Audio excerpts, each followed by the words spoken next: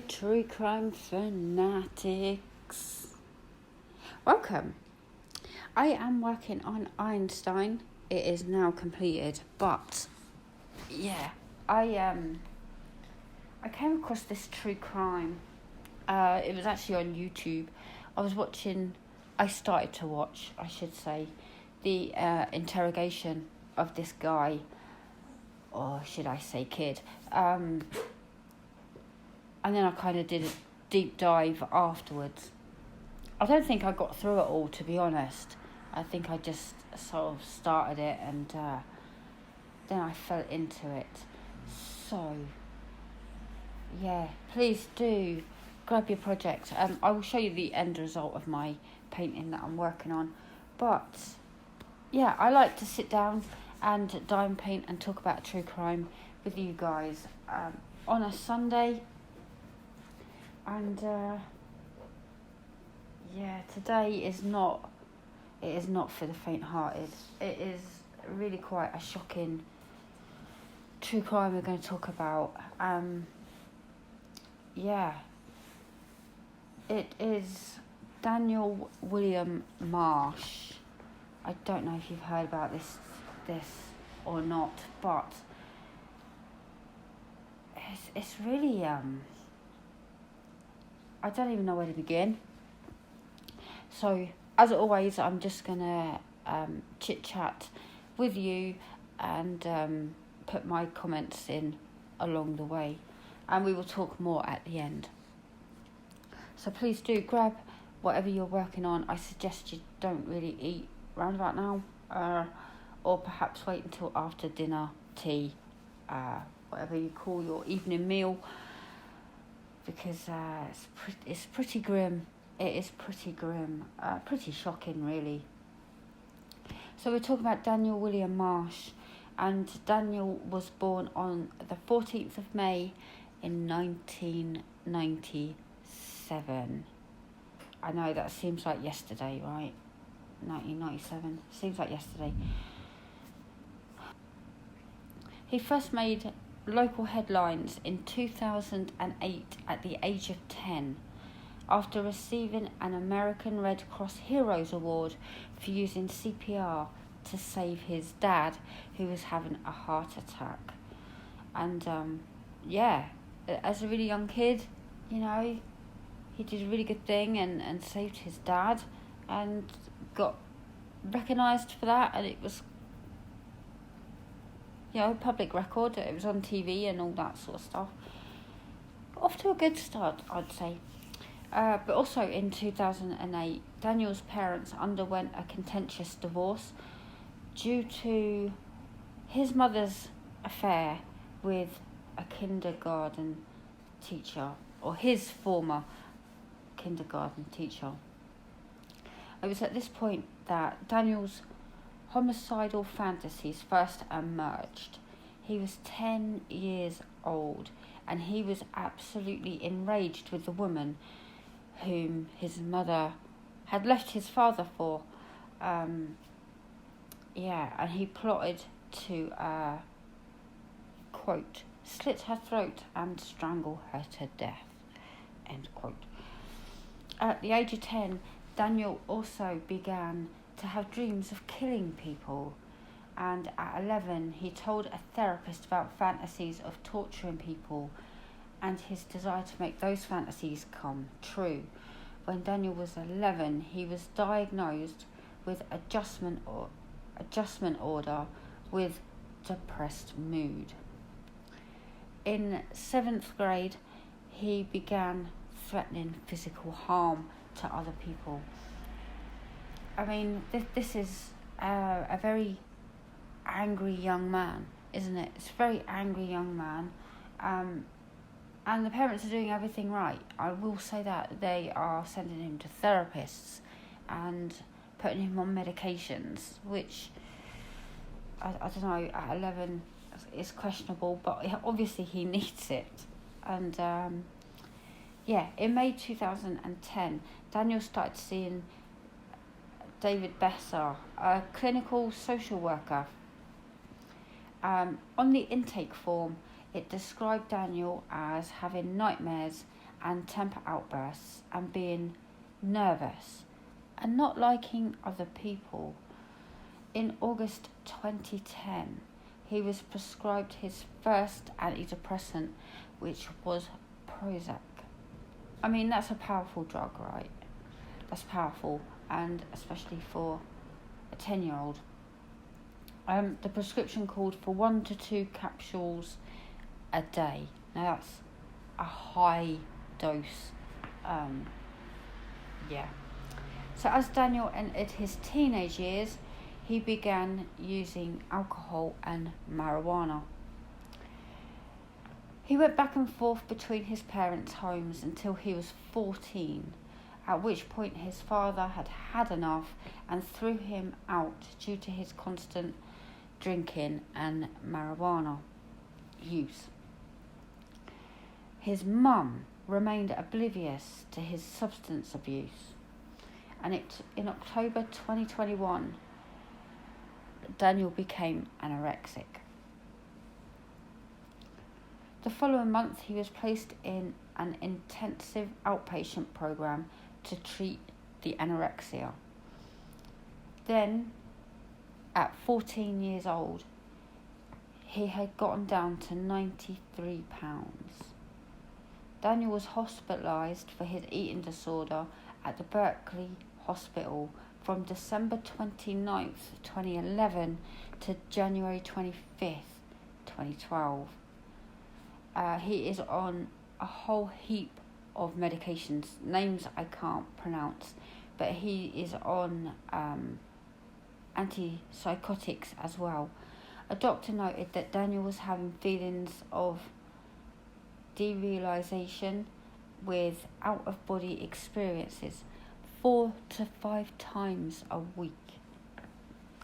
As time went on, Daniel's violent thoughts increased. At the age of 14, his dreams about killing people, which had begun at 10, became more frequent. In mid-December 2012, Daniel told a school counsellor about his homicidal fantasies, resulting in the police being brought to the school. Marsh was then involuntarily hospitalised because of the danger he posed not only to himself but to others. At this point, his medication was again switched to a different brand. In 2013, Marsh told his school psychologist about homicidal ideations that he was having regarding his school peers. When the counsellor asked if he would act on them, he stated, and I quote, "I have full confidence that I could hurt these people," end quote. An officer again was brought to the school, but it was determined that Daniel posed no danger to himself or others, and no further action was taken. Soon after, Daniel had a meeting with a school counsellor, this time describing graphically how he wanted to torture people by peeling the skin from their hands and cutting off their eyelids. I mean, that's something, isn't it? Daniel also confided that these graphic fantasies only, quote, scratched the surface of his thoughts, end quote, and that he had given up fighting them. Daniel's statements were not disclosed to authorities because there was believed to be no intent or identified victims. Daniel's homicidal thoughts continued. Whenever he looked at a person, he thought about how he would kill them. He also had fantasies of a schoolyard massacre and desired to become a serial killer. Daniel eventually began talking more persistently with friends about torturing and killing random people. He also began drawing violent pictures in art class. His drawings depicted torture and killings with morbid details on the methods. Friends of Daniel's later recalled that he spoke often about killing people and said that if he was caught for murder, he would claim insanity. He also made a detailed written plan to kill his girlfriend's ex-boyfriend. Additionally, Daniel was interested in Ted Bundy, Jeffrey Dahmer, and other serial killers. Now, I often find this in true crime, they always point to a fascination with true crime. So, side note, we're all sat here right now listening to a true crime story time. But yes. Beginning in 2012, Daniel became preoccupied with a website, and it was kind of a gore porn and amateur videos of actual gory events. And this became a fascination, and it kind of lent into his fantasies of murdering people, right? It's kind of giving him ideas and stuff, is what they're kind of saying. Daniel set fires and engaged in animal cruelty. Now, again, this is where most serial killers begin. You will find sometimes they do arson. 9 times out of 10 they kill cats, dogs, and that kind of thing. So we're on our way now, aren't we? So his violent behaviour against animals included killing cats. According to one friend, Daniel once strangled a cat in the street. When his friend asked why he strangled the cat, he replied, quote, "Well, I just wanted to do it. I hated that cat," end quote. Then Daniel also asked the friend if he could kill his dog. Yeah, and he kicked a dog, and he's also killed a raccoon. Daniel, whose IQ was 114, experienced numerous mental health conditions. A psychiatrist diagnosed him with severe depression and anxiety. Daniel was also diagnosed with, quote, emotional disturbance, end quote. According to forensic psychologist and psychopathy expert Matthew Logan, Daniel was a psychopath, scoring 35.8 out of 40 on the psychopathy checklist. James Rokop, another psychologist, says that Daniel is a sexual sadist who killed solely to gratify himself. There was a neurologist and a neuropsychiatrist who disagreed, stating there was no evidence that Daniel having antisocial or sexual sadism disorders. She stated at trial that Daniel had manic depressive disorder, dissociative disorder, depersonalization, and anorexia. In addition to mental health and violent thoughts, Daniel was detached from both his parents, and a friend of his mother's explained that he showed no emotion towards her, even when she cried. Daniel also appeared not to have any concern for his mother's neurological illnesses, which often incapacitated her. Okay, so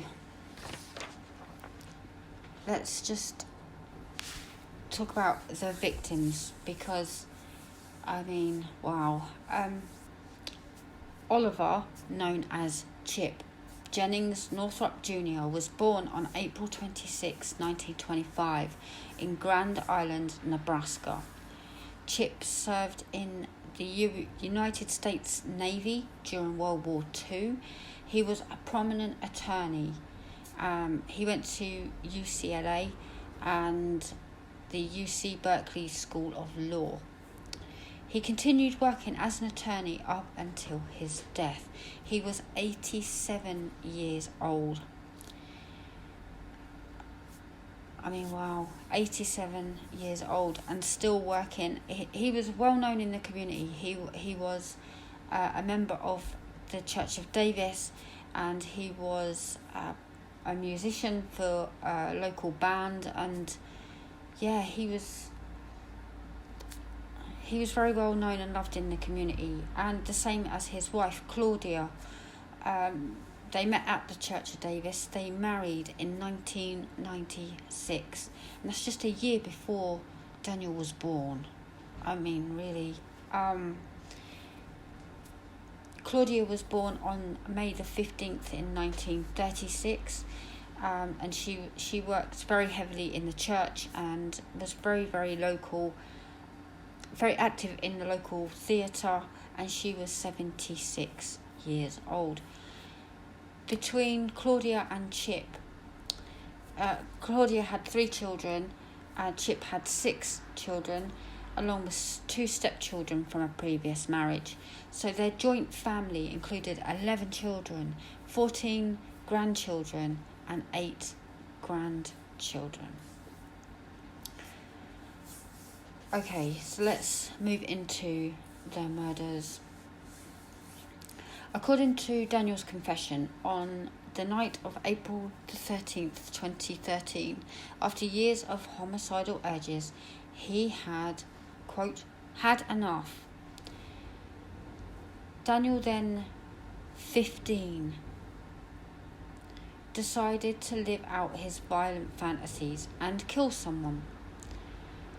Daniel was he had extensively planned the murders. He taped the bottom of his shoes so that he would not leave behind footprints.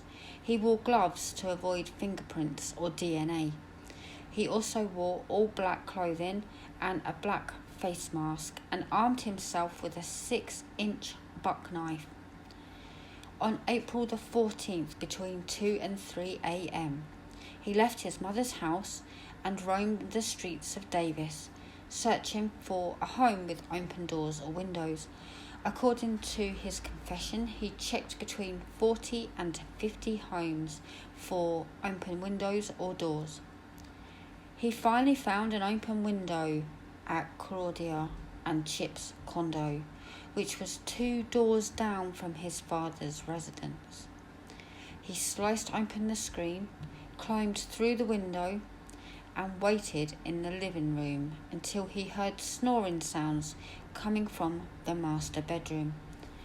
He followed the snoring sounds to the bedroom, where he found Claudia and Chip asleep.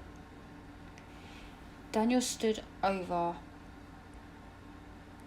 the couple's bed for almost 10 minutes, and he watched them sleep while deciding how he was going to kill them.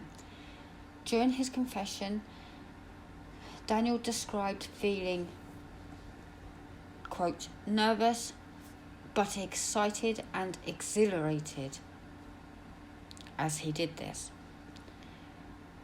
It was at this point that Claudia awoke and saw Daniel and began screaming. Daniel then began stabbing her in the torso. She was being stabbed to death. Claudia screamed for help and begged Daniel to stop. Daniel later told investigators that her cries for help motivated him to attack her more. Daniel later recalled that, quote, the old lady just would not die, end quote. When Chip awoke, Daniel stabbed him until he knew he was dead. Daniel later told investigators that he continued stabbing Chip and Claudia after they were deceased, saying, quote, it just felt right. Claudia suffered 74 stab wounds around her body. One of the stab wounds knocked out her tooth. Okay, that's force, isn't it? It's not even a case of just stabbing. That is some force. Chip suffered 65 separate wounds ranging from his head to his legs. 61 of those were stab wounds. In total, Daniel inflicted over 128 stab wounds into his victims. In addition to murdering Claudia and Chip, Daniel mutilated their bodies. He cut the deceased victims open and examined and experimented on them. He also disemboweled them, according to first responders who were at the crime scene. Claudia and Chip's organs had been removed from their bodies. Daniel tried to take Claudia's eyes out with a knife, but found this to be too difficult. He pulled fat out of her leg and torso and cut open Chip's forehead out of curiosity. He also inserted a cell phone into Claudia's abdomen and a drinking glass into Chip's abdomen. During Daniel's confession, he stated that he placed the items inside the victims' bodies to, quote, fuck with, end quote, the people who would later investigate the murders. According to Daniel, committing the murders gave him the most enjoyable feeling he had ever experienced. This feeling, he told investigators, was heightened when the victims were conscious and resisting. Daniel also told investigators that the positive feeling was better than sex and lingered for weeks. Daniel kept souvenirs from the crime: the knife used to murder and mutilate the couple, and the clothing he wore during the attacks. Daniel also planned to commit more murders. He wandered the streets looking for victims, but he couldn't find any. During these expeditions, he armed himself with a baseball bat. He planned on murdering his next victims with the bat so that the crimes would not be associated with the stabbing murders of Claudia and Chip. I mean, I don't even know where to begin. Now, I have right now, I have a 15-year-old son, and I cannot imagine. That's pretty scary. Now, obviously, he's done this while he's still at school, and oh my gosh. It was noted at school that his mood improved after the murders of Chip and Claudia, and he was named Student of the Month. Now, this is a troubled kid, and suddenly he's getting Student of the Month. However, in May, this is the following month after the murders, in May, he was expelled from school for carrying a knife on campus. On the morning of April the 14th, Claudia and Chip were absent from church, prompting concerns from their family. Chip's daughter Mary tried calling them but received no answer. Chip also failed to show for a gig with his local folk band. Chip's son Robert and one of his grandsons then visited the couple's home. They left believing that Claudia and Chip were out of town. It was later that evening that Claudia's daughter Laura and the police went to the couple's home. Laura rang the doorbell but received no answer. Then she went round the back, finding one of the windows open with its screen slashed. Looking through the bedroom, she saw bloodstains. The police were able to see the victims' bodies through the window using a flashlight. They forced entry and made the gruesome discovery. Investigators, including 25 FBI agents, tried to solve the murders. However, no physical evidence could be found. Daniel left no DNA, fingerprints, or footprints.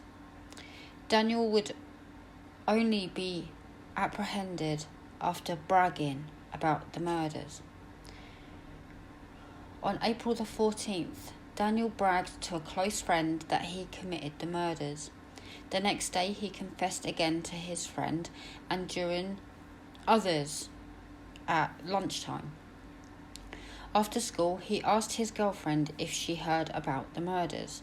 When she said no, Daniel began proudly describing the crime, giving details about the manner in which he had murdered Chip and Claudia, and smiling and explaining how great he had felt. The girlfriend initially didn't believe him. The next day, Daniel described his crime again to a close friend, smiling and claiming it was the best experience he had ever had. On April 16th, Daniel's friend inquired about the murders. Daniel again described the crime as, quote, the best feeling in his life, end quote. He showed his friend several items, including the knife he used to commit the murders, the gloves, the ski cap, the boots, the jacket he had worn during the murders. The friend later testified that he didn't know how to respond. I mean, it would be pretty shocking, wouldn't it? Like, what do you do? In that time and space, I mean. Obviously, away from the situation, you would think, I better tell either my parents or the police or someone. But at that moment in time, you would be pretty shocked. Daniel's friend and girlfriend spoke with each other about what Daniel told them. However, they did not initially report the confessions to anyone else. They feared Daniel. Daniel's friend eventually informed the school that Daniel was carrying a knife around campus, which then led to his suspension. Daniel's girlfriend broke up with him on June the 4th because she felt, quote, intimidated by him. 1 or 2 weeks later, at around midnight, Daniel sneaked into her house through the dog door, an action that caused the girlfriend to fear for her life. The girlfriend told Daniel's friend about the incident. The friend then told Daniel's father about the murders, but Daniel's dad did not believe him. Daniel's friend then went to the police. He later told CBS 48 Hours that he made the decision to contact the police because Daniel had threatened to kill again. Daniel's friend was questioned at the police station for several hours. Daniel was arrested the next day on June 17th. On June the 17th, a high school resource officer brought Daniel in for questioning. Daniel was then interrogated by Davis Detective Ariel, I'll call him Ariel because I don't want to butcher his surname, and FBI Special Agent Chris Campion. At first, he denied involvement in the murders and tried to talk his way through the situation. He sobbed and pleaded for the FBI agent to believe him. Finally, after 3 hours and 38 minutes of questioning, Daniel began to confess. Quote, that night, I couldn't take it anymore. I had to do it. I lost control. End quote. Daniel admitted to hunting for someone to kill, to breaking into the couple's home. He stated that he went to the bedroom, I opened the door, and then I just kind of stood over their bed, watching them sleep for a few minutes. My body was trembling. I was nervous, but excited and exhilarated. I was actually going to do it. I was there. It was finally happening. End quote. Daniel then described in graphic detail how he murdered the couple and mutilated their bodies. Quote, "I cut open both of their torsos. You around here," and points to 2 areas in the chest. "And in the woman, I put a phone inside of her. I put a cup inside the guy." End quote. During his interrogation, Daniel admitted that he got a positive feeling from committing the murders, saying, "It was pure happiness and adrenaline and dopamine, just all of it, rushing all over me. I'm not going to lie, it felt amazing." He also stated that the positive feeling was, quote, "the most exhilarating, enjoyable feeling I've ever felt," end quote. This positive feeling, Daniel explained, was heightened when Claudia and Chip were conscious and resisting. He also admitted to that great feeling the murders gave him lingered for weeks.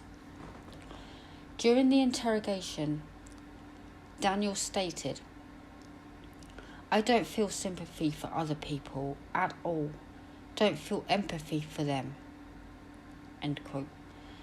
After Daniel made the full confession, the FBI agent asked him, quote, "You mentioned that pretty much everybody you meet, you have thoughts about killing them and how you would kill them. So how would you kill me?" Daniel answered, quote, "Just a lot of ways.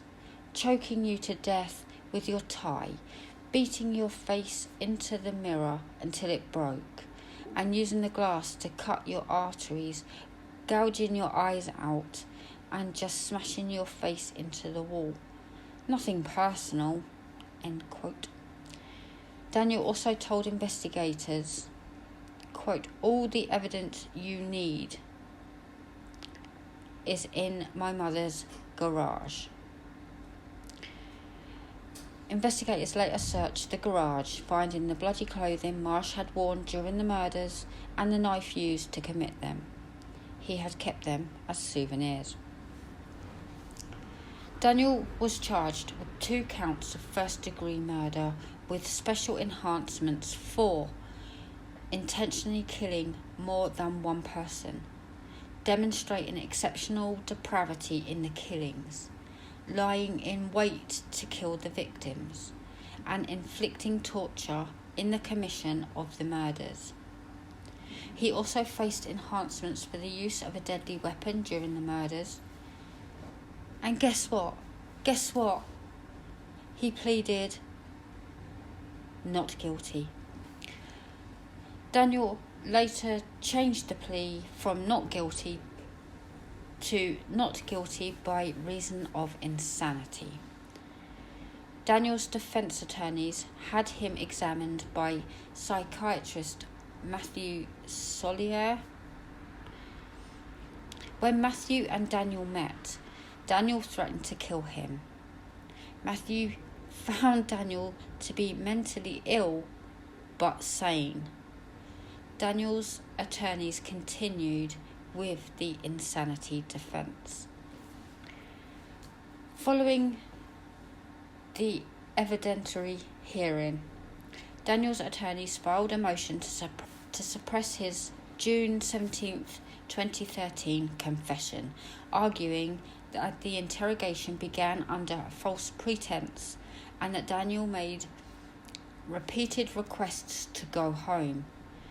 Prosecutors, the defense argued, had failed to meet the standard that the confession was voluntary and that Daniel, despite being read his Miranda rights, intelligently waived those rights. Yolo Superior Court Judge David Reed denied the motion. Reed also denied a motion made by prosecutors which argued that the defense withheld discoverable evidence until days before the trial was set to begin.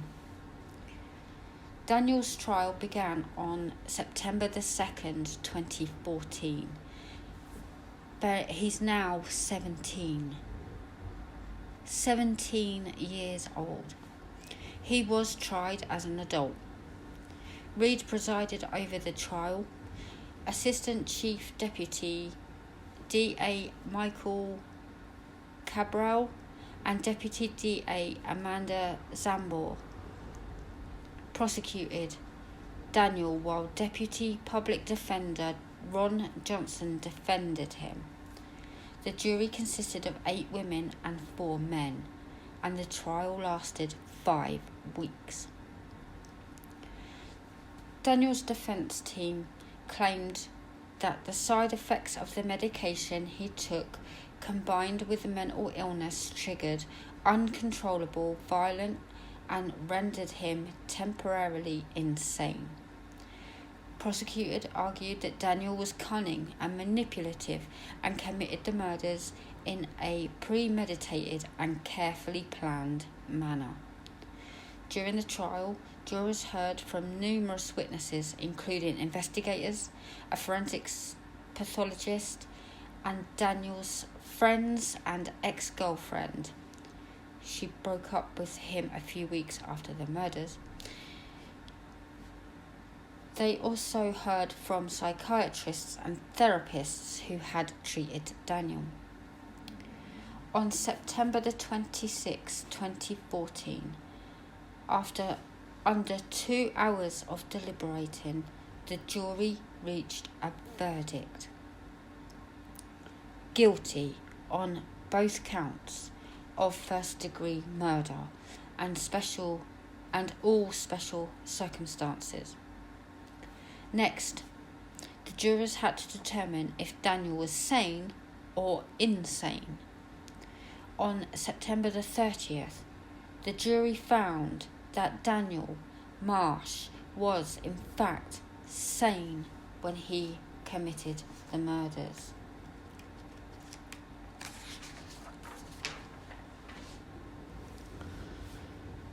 Although Daniel was tried as an adult, his juvenile status made him ineligible for the death penalty and life in prison without parole. The maximum sentence Daniel faced was 52 years to life. Daniel's defense attorneys argued that he should be sentenced to 25 years to life. The maximum sentence, they argued, would constitute cruel. This is like insane. It drives me nuts. It would be a cruel and unusual punishment when imposed on a juvenile. Prosecutors argued for the maximum sentence, saying, quote, "This case screams for 52 years to life. Nothing else would be appropriate," end quote.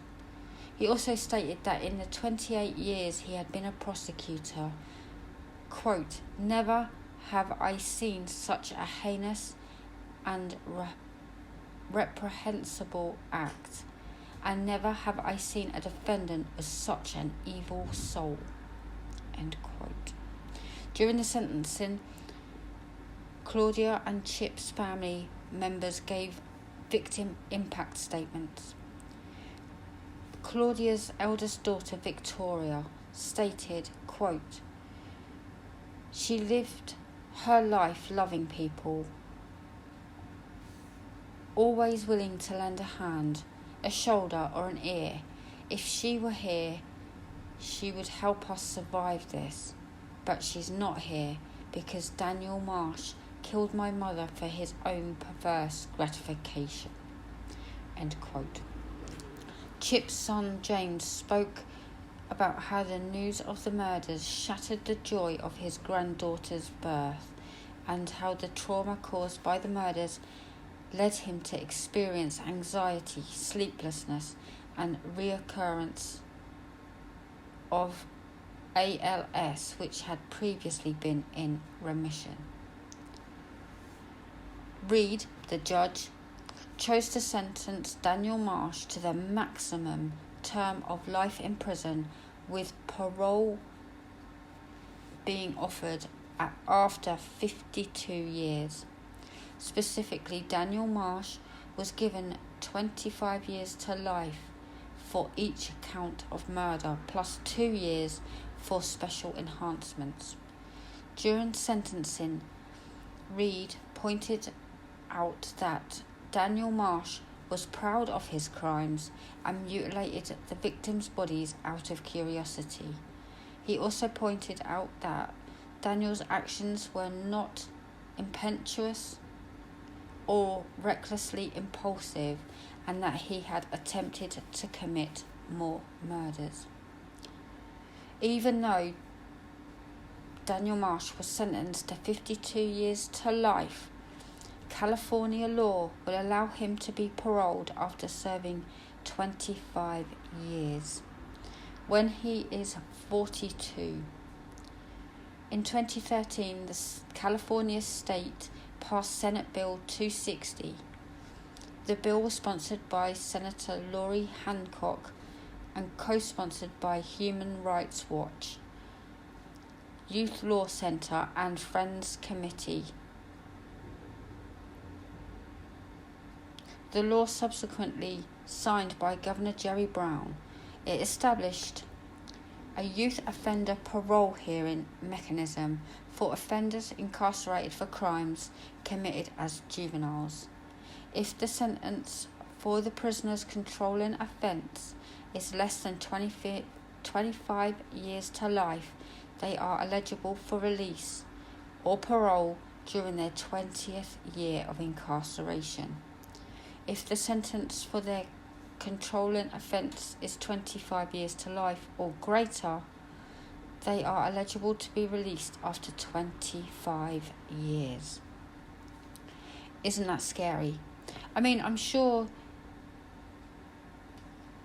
you have to pass the parole. I don't think he's going to do it. Personally speaking, I think he has no regret. He has no accountability. He reveled in it. So I'm hoping and praying they just keep him in there, because if he is released, he's going to do a Ted Bundy and come out and commit more murders, without a doubt. In 2016, California voters passed Proposition 57, which holds that juvenile court judges must decide whether juvenile offenders are tried in a juvenile court or an adult court. In 2018, California's Supreme Court ruled that Proposition 57 could be applied retroactively to cases that had not yet been finalised. On February the 22nd, 2018, the California Court of Appeal conditionally reversed Daniel Marsh's 2014 conviction, pending on a transfer hearing to determine if he should continue to serve his adult sentence. On June 21st, 2018, prosecutors filed a juvenile petition alleging the same offences and special allegations, and a motion to transfer Daniel Marsh to an adult court. The transfer hearing presided over by family court judge Samuel McAdam. However, new legal changes arose when Governor Jerry Brown signed into law Senate Bill 1391, which prohibits juveniles under the age of 16 being tried in an adult court. I have a question about all of this, because it's all well and good having these things signed into law, but in Daniel Marsh's case, the case has been done, the case has been tried, he's in jail, now let him rot, but they're going to now use this that happened 4 years later-ish 3 or 4 years later, they've signed a new thing into law that if you are under 16, if you are 16 and under, don't be tried in an adult court. That's fine. Do that moving forward. Why do you have to then reverse the decisions of everyone that is in prison? This is what I don't understand, and it really upsets me when they're like, oh, the human rights. He was only 17 when he was sent to prison. Yeah, look at what he did, and it's the same as the Jamie Bolger, you know. It's just absolutely horrendous.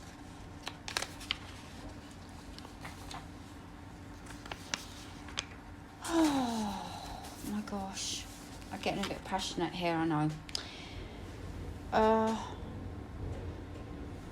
Okay, so Daniel Marsh defence team filed a motion for continuance of the hearing until after January, when the Senate Bill 1391 would be effective. Do you see what I mean? They're waiting until it's passed in law. Then they're going to go, well, look, you sentenced him, and this is now the law. Well, that was after he committed these crimes. Let him rot, please. And they're arguing so hard to get him out when he's going to come out and commit more murders. I mean, where is the logic of this? Prosecutors argued against the motion, saying that the case was governed by current law. Thank you. Reed denied the defence's motion and the hearing went forward. During the hearing, Daniel Marsh took the stand to argue for his case to stay in juvenile court. Prosecutors argued that Daniel Marsh would continue serving his adult sentence. He was highly calculated in planning his crime, proclaimed that it gave him an exhilarating feeling, and tried on several occasions to commit more murders.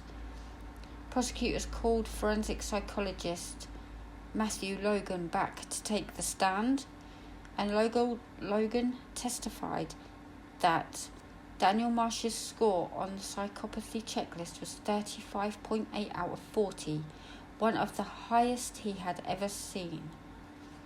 Claudia and Chip's families also gave statements requesting that McAdam reinstate his adult sentence. Additionally, Davis citizens sent over 300 letters to the court opposing his remand to the juvenile justice system. On October 24, 2018, McAdam ruled in favour of the prosecution and remanded Daniel Marsh to state prison to continue serving his adult sentencing. I should have just carried on reading instead of getting passionate, okay, because they heard me and they're keeping him in prison. In reaching his decision, McAdam considered the circumstances and the gravity of the offence, the degree of criminal sophistication, his prior delinquent acts, his capacity for rehabilitation while in juvenile court, and Daniel's success of prior rehabilitation attempts. Quote, by his own admission, his main objective was to remain undetected and become a serial killer, end quote, McAdam stated. This was a highly sophisticated, extraordinary and rare crime, even for the most hardened and seasoned adult criminal. There is no question that the crimes here were committed by a psychopath who was also suffering a mental illness. The more difficult question is whether Marsh is still a psychopath with criminal desires and whether that personality trait can be rehabilitated. As both as both experts pointed out, most psychopaths are not criminals. End quote. On the 1st of January 2019, Senate Bill 1391 went into effect. On November 13th, 2018, Daniel filed an extraordinary writ seeking review of the order of transfer. The issue was raised whether McAdam had abused discretion by holding the transfer hearing before the Senate bill went into effect. Marsh's defence team also argued that the court improperly shifted the burden onto Marsh to show that he was fit for juvenile court treatment and misapplied the applicable time period to rehabilitation. The writ was denied on December 6th. On December 14th, Marsh filed a petition for review from the order denying a writ from the California Supreme Court. The petition raised the same issues as the writ. On February the 3rd, 2019, the California Supreme Court issued an order denying. So we're just getting denied, and hopefully that will work in the parole hearing too. It does go on about all of the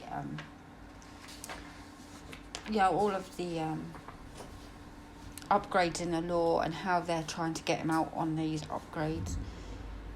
Marsh remains incarcerated at the Richard J. Donovan Correctional Facility in San Diego and is eligible for parole after serving 25 years of his life sentence.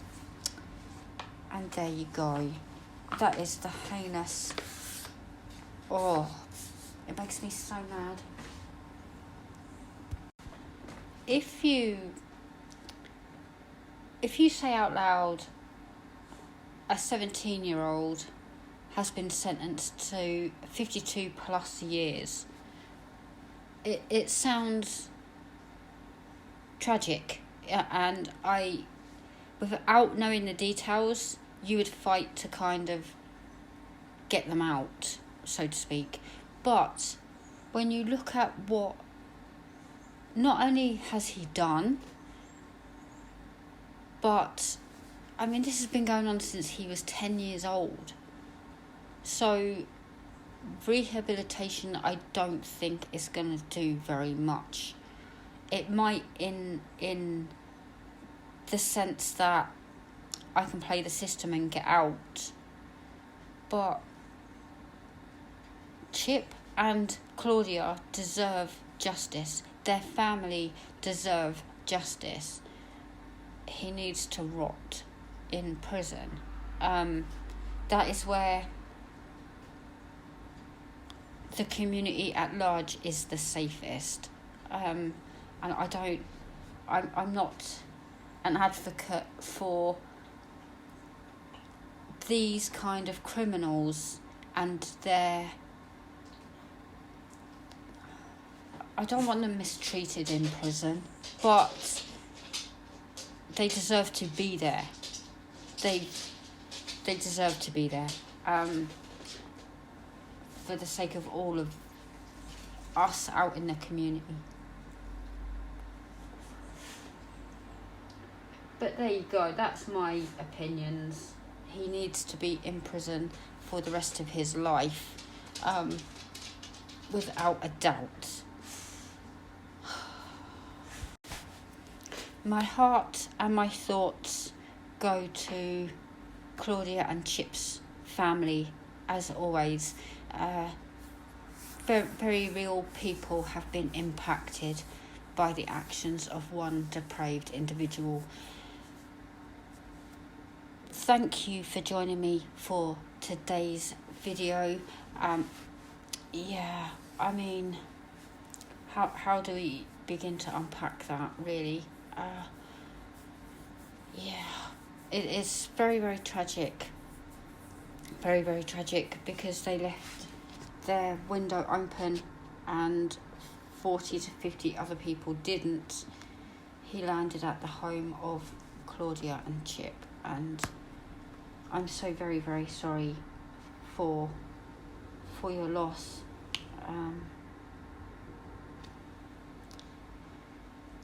Okay, so as I stated, I have finished this painting.